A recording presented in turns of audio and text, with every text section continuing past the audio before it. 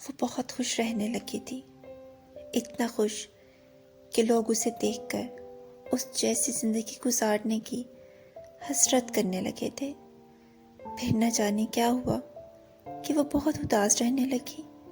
سب لوگ اس بات سے پریشان رہنے لگے۔ کچھ دن کے بعد اس نے خودکشی کر لی۔ آس پاس کے لوگوں کو دکھ سے زیادہ حسرت تھی کہ ایسی زندگی اور ایسا فرار۔ کچھ دن بعد اس کے کمرے سے ایک ڈائری ملی تو راز کھلا۔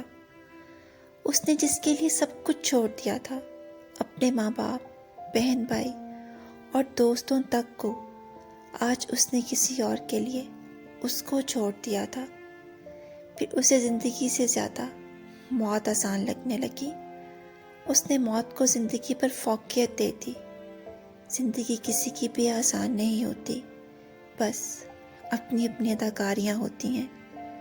کوئی جیل جاتا ہے تو کسی کی برداشت کی حد ختم ہو جاتی ہے۔